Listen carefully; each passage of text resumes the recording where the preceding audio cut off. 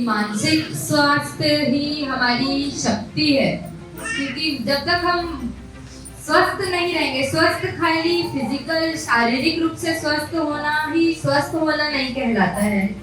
मानसिक स्वास्थ्य भी उतना ही जरूरी है जितना शारीरिक स्वास्थ्य जरूरी है।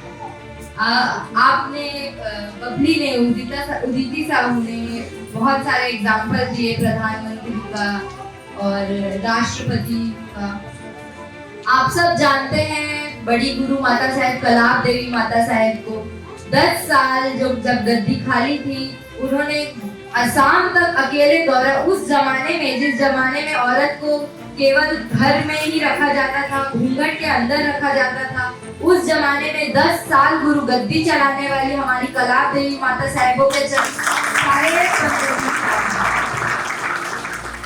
हम अपने कबीर पंथ में एग्जाम्पल देखेंगे। अभी जो दोनों माता साहेब हैं आगे बढ़ रही हैं, हर जगह जा रही हैं, वो तो घर में कैद नहीं रह रही है। आप लोगों को भी नहीं रहना है, आप लोगों को भी समर्थन देना है सामाजिक कार्य में। आप सब जानते हैं एक लड़की जैसे ही पैदा होती है उसको निम्नलिखित ऐसे इतने सारे निम्नलिखित बंधनों का उसके बांध दिया जाता है कि इतनी बड़ी होगी उसके बाद से इसको लड़कों के साथ खेलने नहीं दिया जाएगा, इतनी बड़ी होगी कॉलेज की पढ़ाई तो रहने दो, 12वीं पास करा के शादी करा दी जाएगी। ये मानसिक स्वास्थ्य पर कितना ज्यादा बल डालता है, ये अपनी बेटियों से पूछे, अपनी बहनों से पूछे, अपनी पत्नी से कभी पूछ के देखे कि उसकी कितने साल में शादी। मैं जहाँ तक मैं जानती हूँ, आप सब जितनी बैठी हैं, आप सब 5वीं 6वीं के बाद तो आप लोगों की शादी कराई भी गई होगी।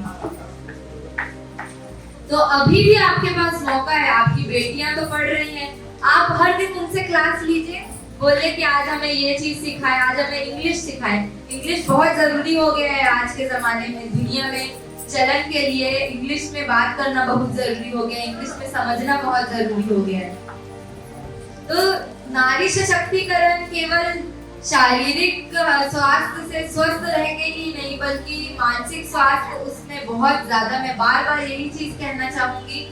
आप कई लोग कहते हैं कि हमारी सास से झगड़ा हो जाता है, कई बार ऐसे होता है कि दोनों साइड से झगड़ा हो जाता है, बहू से झगड़ा हो जाता है।